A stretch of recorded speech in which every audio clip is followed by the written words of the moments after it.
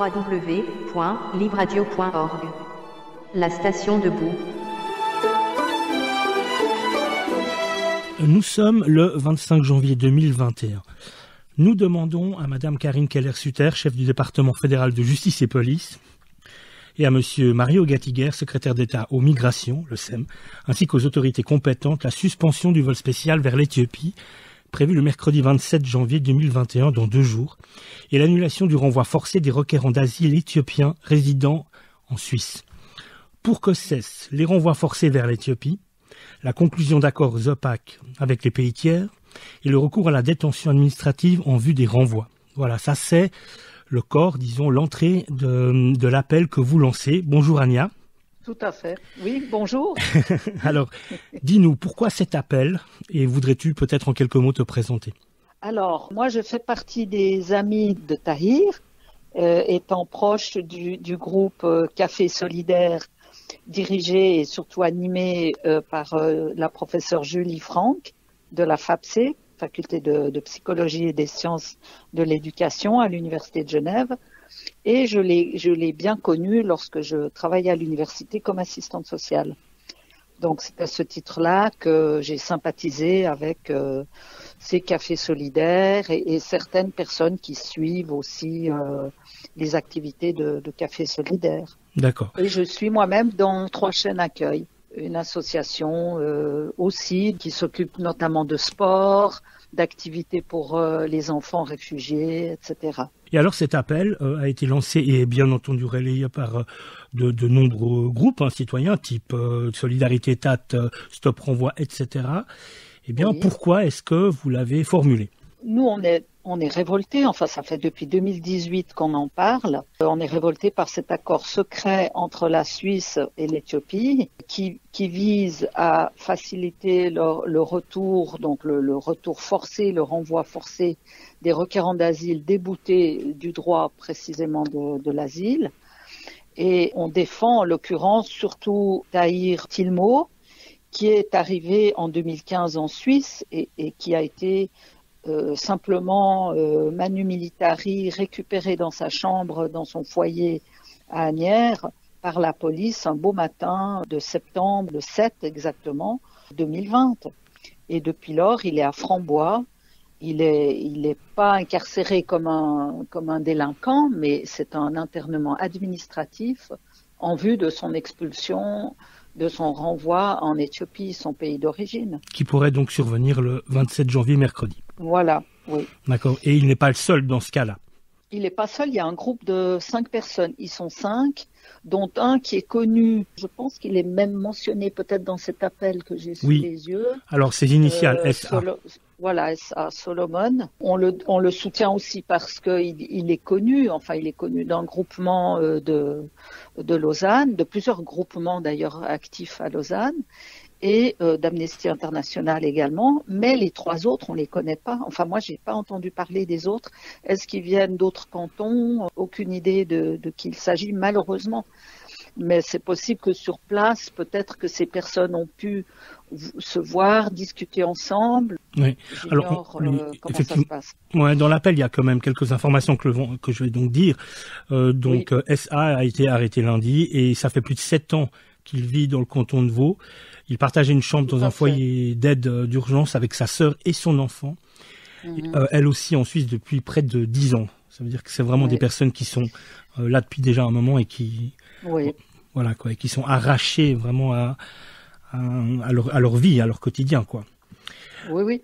Alors, est-ce qu'on pourrait, avant de, évidemment, inviter toutes les personnes à se renseigner par rapport à ça et puis à se solidariser contre ce vol prévu le 27 janvier, peut-être préciser certains termes que des gens ignoreraient. Qu'est-ce que c'est qu'un vol spécial? Qu'est-ce qu'on désigne sous la terminologie vol spécial? Alors, on appelle ça aussi vol Frontex. Il semblerait qu'il y ait un accord, enfin moi je suis pas juriste, je suis assistante sociale, il semblerait qu'il y ait un accord entre les pays de l'Union européenne, accord sur lequel s'est aussi greffé la Suisse, et certains pays pour le renvoi de leurs réfugiés qui n'ont pas été admis ici en tant que réfugiés précisément. Il semblerait aussi que l'Éthiopie collabore très bien à ce genre de mesures, qu'elle vient même au terme de ce fameux accord secret, que sa police secrète vient même ici à Berne pour interviewer les Éthiopiens, pour vérifier qu'ils soient bien éthiopiens, vérifier leur identité. Et tout ça se passe devant le fonctionnaire du SEM sans traducteur. Le fonctionnaire ne comprend rien puisque ça se passe en amharique, dans la plupart des cas. Et il n'y a pas non plus de procès verbal qui est dressé au terme de cette rencontre. C'est assez hallucinant. Donc voilà. Peut-on dire que c'est à la limite de la légalité ou même au-delà? Oui, absolument.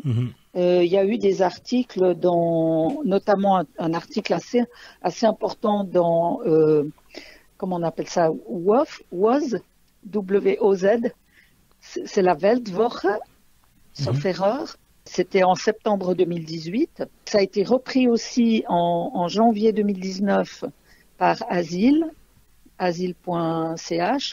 qui a fait toute une étude sur cette question. Oui, c'est au-delà de tous les droits humains. Ça viole tous les droits humains de ces personnes. Ouais. Absolument. Alors, on va juste rappeler, Frontex, c'est l'agence européenne de garde-frontières et des gardes-côtes. Dis-moi, donc voilà, l'urgence, elle est là, elle est de se mobiliser pour empêcher ce vol spécial prévu le 27 janvier, mercredi qui vient. Oui. Qui décide de ce vol spécial et qui pourrait y surseoir? Est-ce que c'est justement le service d'État aux migrations? Est-ce que c'est le département de justice et police? Est-ce que ce sont les exécutifs des cantons? Je ne sais pas qui peut le faire. Alors ça, faudrait poser la question à son avocat, mais ça doit être assez connu. Je crois que c'est le SEM. Il me semble savoir, mais je suis pas, une fois de plus, je suis pas juriste. Mais je voulais dire que c'était son 3e renvoi. Il a déjà subi deux renvois. Le premier, c'était en septembre. Un mois plus tard, ils ont remis ça, donc en octobre 2020. Et chaque fois, il s'est débattu. Le 2e renvoi, il était pieds et mains liés, avec 10 policiers qui l'encadraient, qui l'encerclaient. Et en fait, ce 3e renvoi fait suite au rejet d'un Xème recours. En l'occurrence, c'était un recours auprès du tribunal fédéral, qui a été formé le 14 novembre 2020, et ça fait suite à ce rejet. Alors son avocate, maître Magali Buzer, a signifié au Café Solidaire, donc à Julie et ses amis, qu'elle allait interjeter appel auprès de la Cour européenne des droits de l'homme. Mais il n'y a pas d'effet suspensif, c'est-à-dire que c'est pas ça qui va surseoir au vol, voilà, qui va empêcher ou reporter le vol, malheureusement. Et alors, donc il s'est mis en grève de la faim et de la soif. Tahir, depuis dimanche, depuis hier, il est en grève de la faim et de la soif. On parle bien d'une grève de la faim et de la soif. Et de la soif, oui. Ce qui n'est pas évident parce qu'il a des médicaments à manger, enfin à avaler. Si on boit pas, c'est pas toujours facile de prendre les médicaments. Et puis certainement qu'avant d'arriver en Éthiopie, on va lui demander un test Covid. Bref, il y a pas mal de mesures médicales qui doivent être prises avant de partir. Peut-être même on va le solliciter pour qu'il fasse le vaccin Covid. On ne sait pas. Alors, il faut aussi savoir que Tahir, il est parti parce qu'il y a eu vraiment beaucoup de morts autour de lui. Il y a ses parents, donc il était un activiste Oromo. Il a ses parents qui ont fait les deux de la prison, qui sont sortis de prison et qui sont morts les deux. L'oncle de Tahir a aussi été assassiné, mais en pleine rue. Un chanteur aussi réputé a été... tout ça s'est passé avant son départ. À un moment donné, il s'est dit, mais je dois quitter ce pays, c'est pas possible, je peux plus rester là, tout le monde meurt autour de moi, ça devient hyper dangereux. Et il avait pourtant une bonne situation, c'est un universitaire qui parle pas mal de langues. Il avait fait sciences économiques et puis il travaillait surtout dans les audits. Au moment où il est parti, il venait de mettre sur pied une boîte qui était dans la construction. C'est un domaine qui décolle en Éthiopie ces dernières années. Donc, il avait plein de projets, il était très actif et il a dû quitter tout ça pour venir en Suisse parce que ses activités politiques le mettaient en danger. Ouais. Et effectivement, dans l'appel, il est bien mentionné, et on mettra bien entendu le lien pour que les personnes puissent le lire, cet appel. Alors je cite, selon les hauts responsables de l'ONU et de l'UE, il existe des donc citation, rapport concordant à propos de violences ciblant certains groupes ethniques, d'assassinats, de pillages massifs, de viols, de retours forcés de réfugiés et de possibles crimes de guerre, fin de citation. Donc on comprend bien que la situation en Éthiopie, elle est loin d'être apaisée, quoi. Oui. Et les Oromos ont toujours eu des problèmes, même du temps du comment il s'appelait, le Négus, on l'appelait le Négus. Ouais. C'est une population stigmatisée, régime après régime, c'est effrayant. Et en plus, c'est ajouté la guerre du Tigré.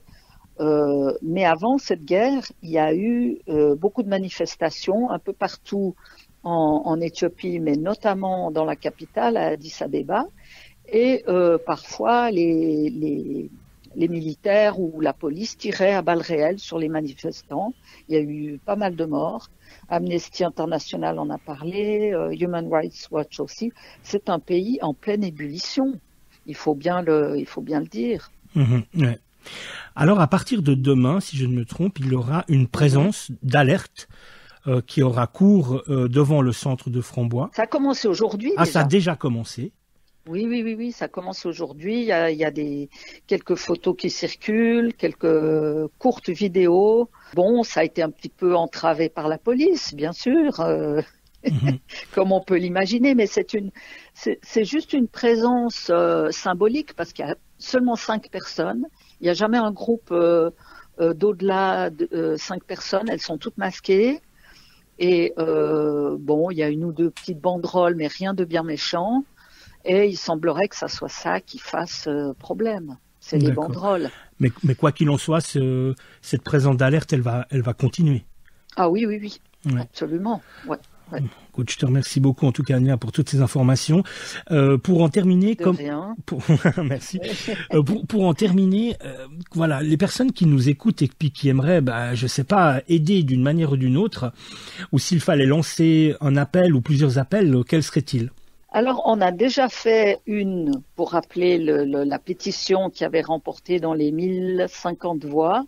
Ça, c'était fin 2020. Elle avait été remise au Conseil d'État à Genevois. On avait fait ça. Pour le moment, il n'y a pas de nouvelle pétition parce que peut-être ça servira à rien.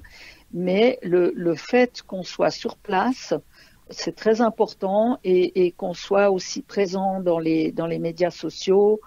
On voit beaucoup d'informations qui tournent sur Facebook, Instagram, etc.